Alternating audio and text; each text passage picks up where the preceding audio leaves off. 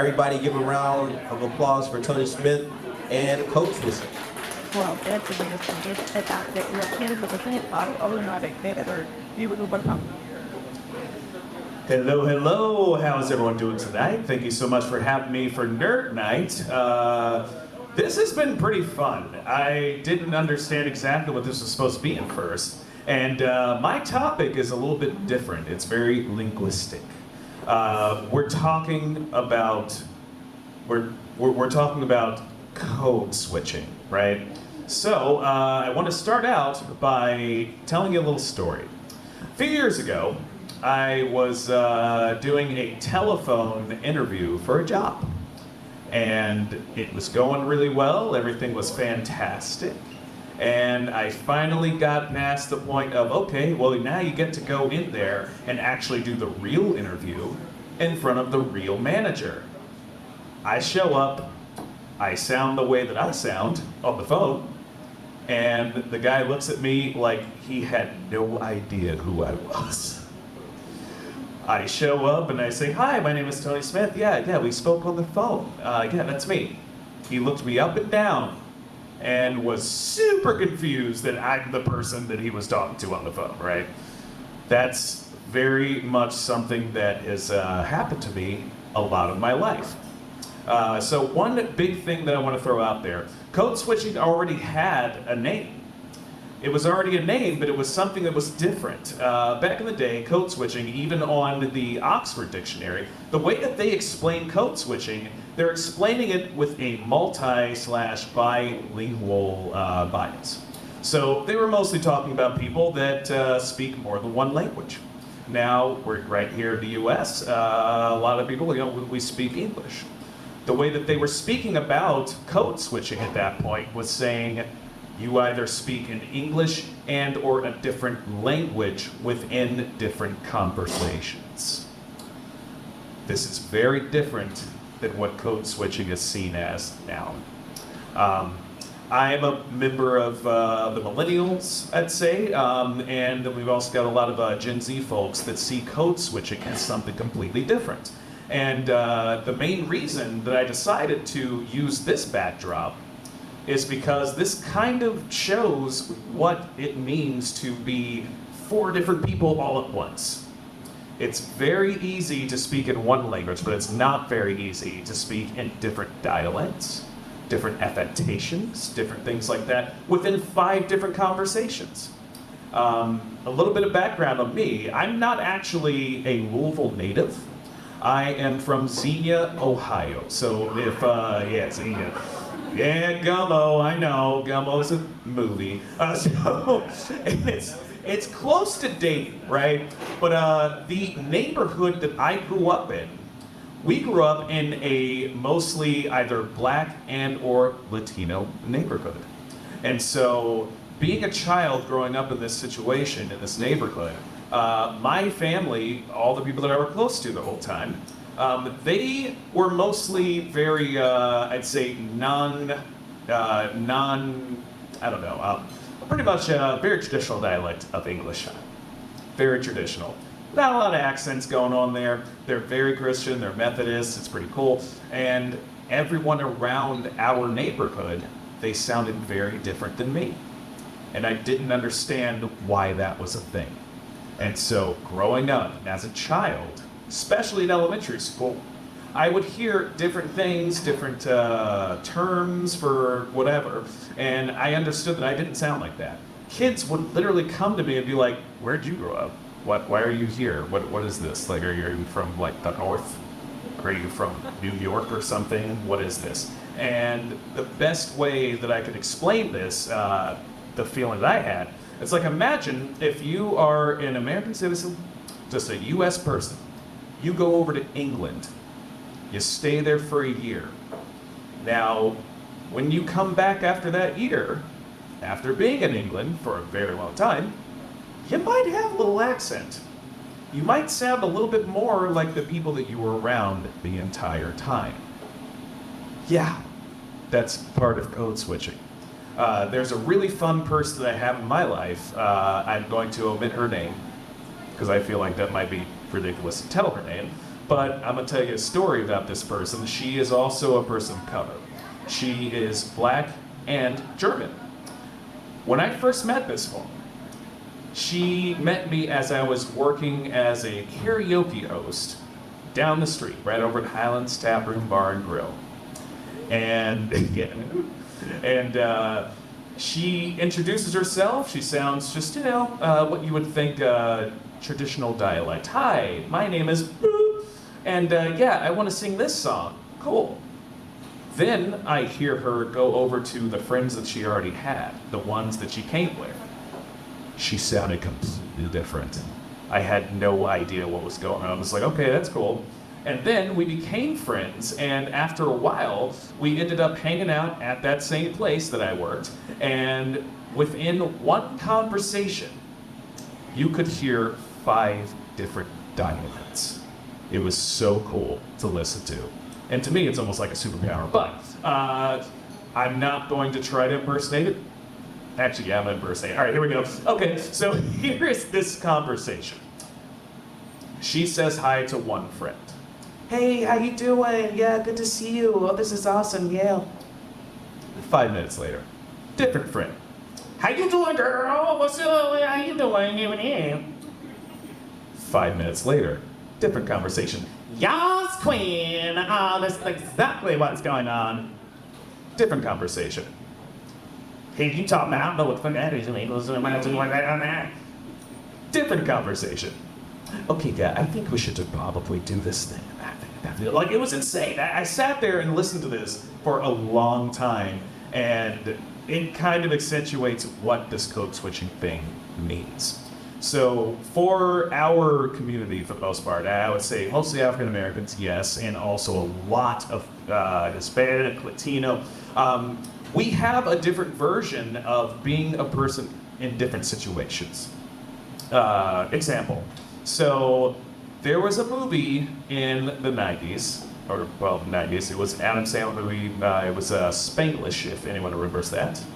Spanglish used to be a term that they would use for people that were of Hispanic descent, and they would speak half English, half Spanish in their homes, at work, however it would work, right? That's the original version of code switching. That's what the Oxford definition is describing. And then you go to a different show like Key and Peele. I love Key and Peele. Those guys are great. If anyone doesn't understand who they are, if you used to watch Mad TV in the 90s, those two guys, they're a comedy duo. They're great. They're both mixed. And they do a lot of different characters. They are fantastic at what they do. They're actors. And so they can do any kind of dialect for the most part. But I'd say what their strength is using that, using that different accent for every single situation. So there is one in particular where people are talking about, okay, it's a movie called Keanu. It's a Key and Peele movie. And Aries Spears, the comedian who was also on Mad TV, if anyone doesn't remember him, go back and watch Mad from the 90s. He talks a little bit about how Key and Peele have this superpower of being able to code switch into any situation, no matter what. I think that's a superpower. It's super fun. Watching them do this, they can do it through any, not just ethnicities, but different situations with just black people. There is a situation and a scene that they have where they are talking about their wives. And then there's another situation where they're talking about their boys, right? You listen to them talk to their wives, completely different. Listen to them talk to the boys, they sound like the boys. And it's very interesting. And the main reason that I don't want to do too many impressions is because I feel like that might take a little bit away from what code switching actually is. Like for my life, for example, I'm an actor. I work for a lot of different places here in the city. And one of the main things that I learned how to do was accents. But it took me until I was already an adult to realize that I've been code switching my entire life. With that, I can say that I feel like almost everyone else also code switches. I'm pretty sure most people here probably have a different voice or a different adaptation, something like that, when you're talking to your parents versus hanging out with your friends.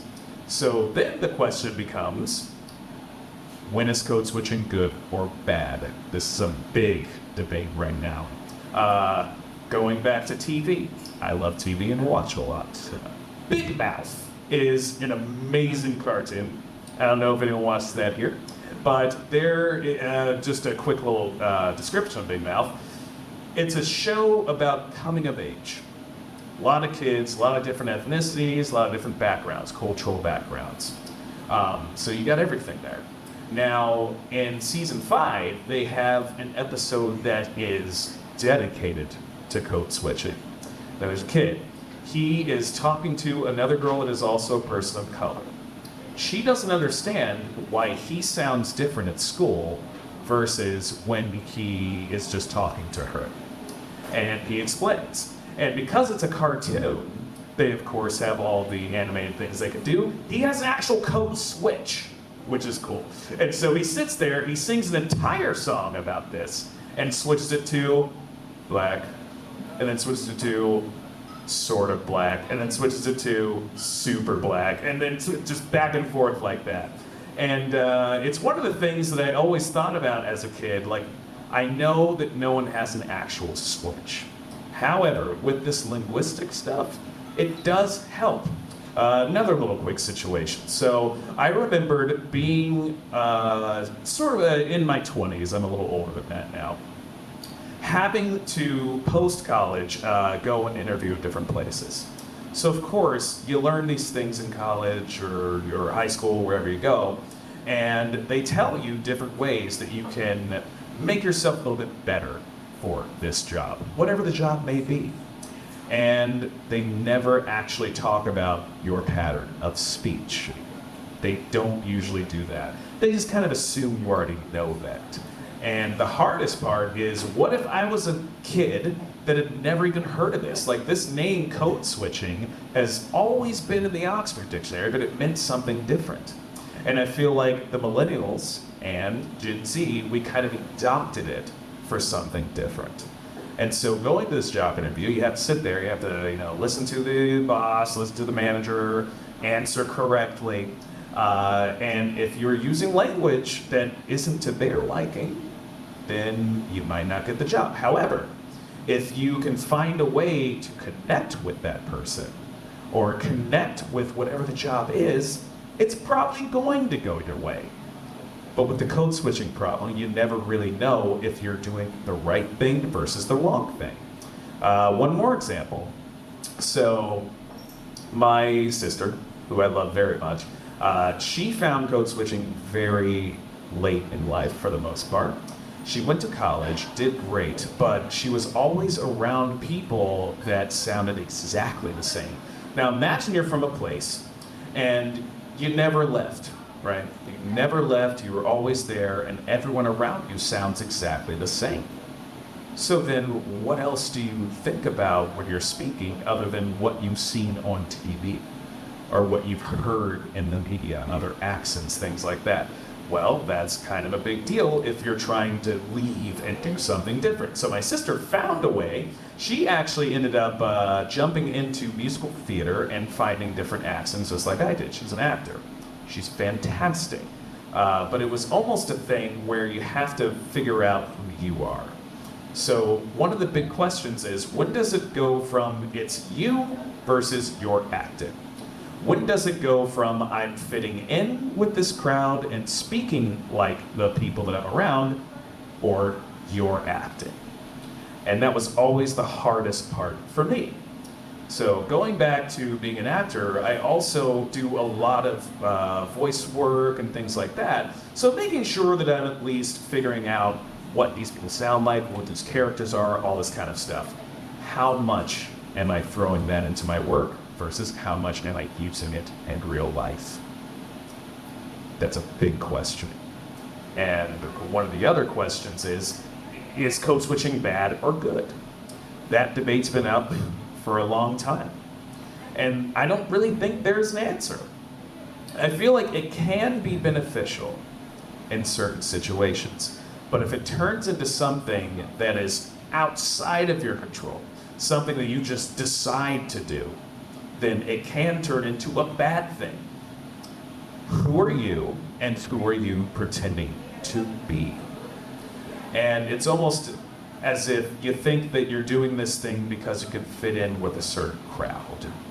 Or because you think they'll only like you if you sound like that, if you say these things. You never know how far that goes until you sit down and say, this is who I am. But I'm saying these things and act in this way because I want to be here. I want to be around these people. And one more thing that I'll at least leave you with. And this goes back to Ari Spears from Mad TV. He had a critique on Key and Peele. He had an interview with Vlad TV back in 2015. And what he was discussing was whether or not Key and Peele were authentic to the community, if they were doing something good or something bad for the community. And the main thing was code switching, but of course, Aries put it in this way. He basically said he didn't understand if they were supposed to be Chappelle, or if they were their own thing, or if they didn't understand what they were doing. And luckily, I feel like a lot of the people in the black community, when it comes to comedy, like a lot of the black comedians, they were kind of like, oh, well, I mean, Key and Peele are doing their own thing. They're actors. They're portraying people. This is a show. This is fine. They're okay doing this. It's very funny most of the time. I love what they do. And then his critique was saying that, well, Chappelle did that, but he also wasn't disrespectful to black people. And I personally don't think Key and Peele were at all. I don't think they were disrespectful at all. I think they were doing what they do in a very good way and funny. I thought they were hilarious. All of their different accents and things they could do. But going back to the code switching thing, I bet that's how that started. Like, imagine these guys. It's a duo of comedians. These guys started out not knowing what they were doing in general. And then they end up going to Mad TV. Then they end up having their show on Comedy Central. And then Jordan Peele ends up directing a million things. Like, the dude is very, very successful. So I think he did something right. And as far as is code switching good or bad, I think it is applicable. It's fine as long as you don't take it too far. As long as it doesn't get to the point of appropriation. That's what I've always thought, and I'll continue to think that. And I code switch every single day. I'm like 5 people every single day. So, thank you, everyone. Appreciate it.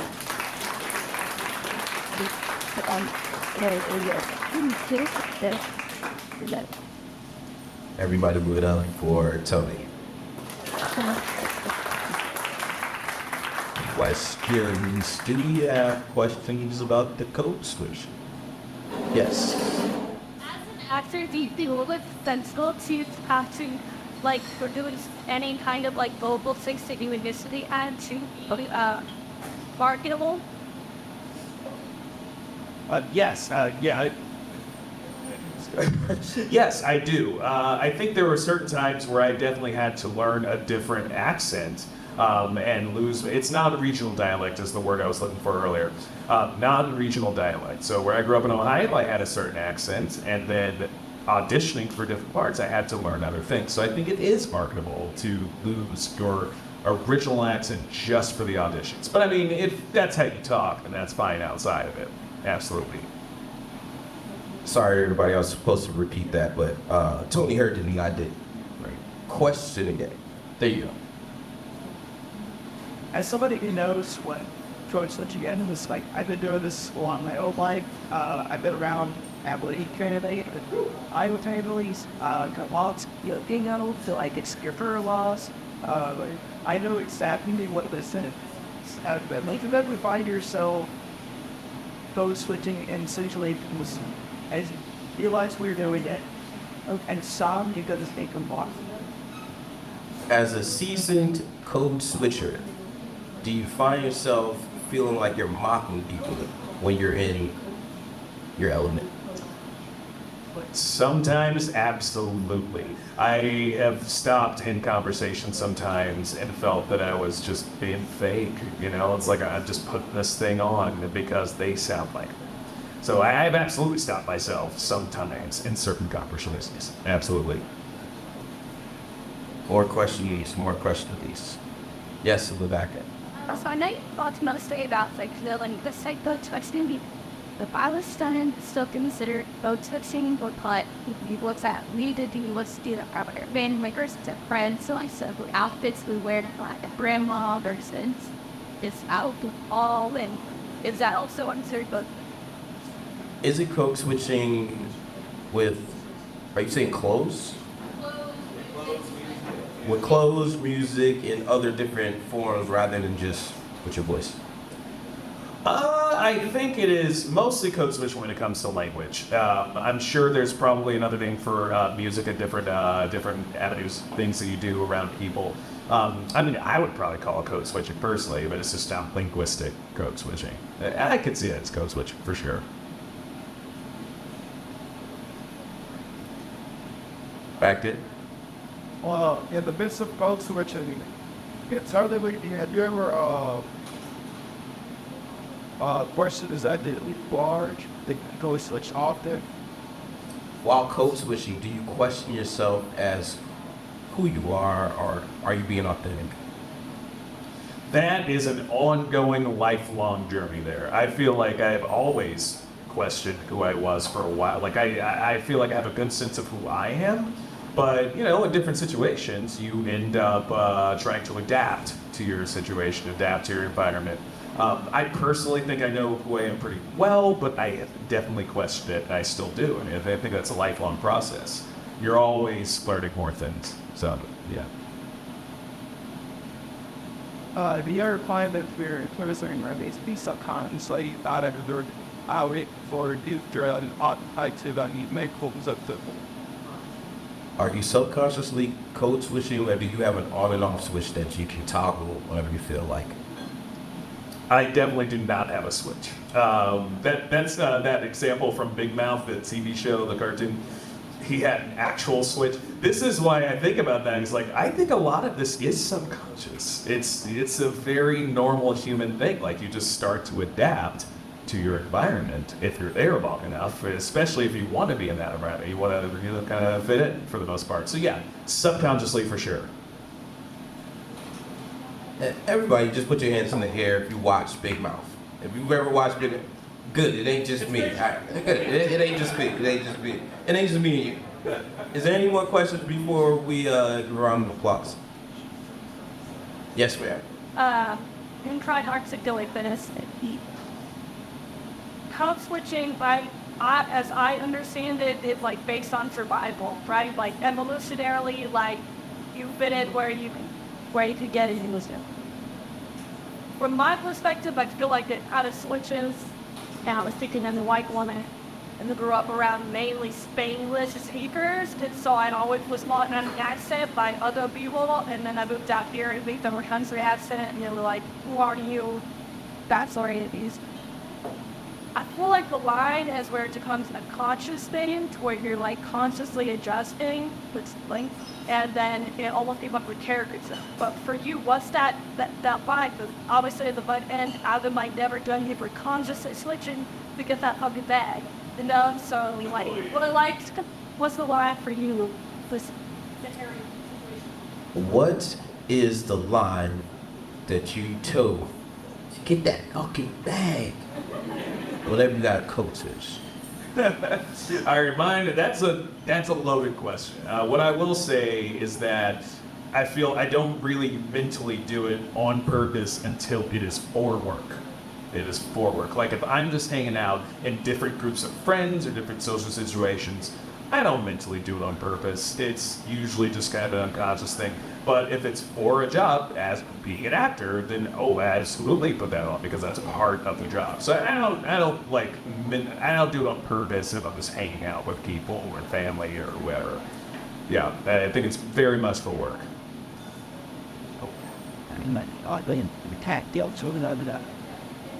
One last question. Could you think the difference of both would stick to a position of power and position of trying to say that power well? I mean, Do you have to code switch to get power? Is that what you're asking? Or do you think there's a difference? like if you're a position of power, you even have to code switch. In your position, in positions of power, do you have to code switch? Great question. Okay, I mean, we can come at that with two different things. It's like, imagine if you're a politician and you're running for an office or something and you want to connect with the people that you want to vote for you, then yeah, you're probably going to throw a little something their way. But I feel like once you get a certain version of power, I don't know if it's a thing of having to code switch. I think it's just something that's already inherent in us. Like, you're already adapting, so if you're already at the top, you're probably not even thinking about that if you're already at the top. Now, if you're running to be at the top like a politician, then yeah, I'm sure that some of those people kind of pander a little bit and learn some lingo and things like that. I think that's more conscious than it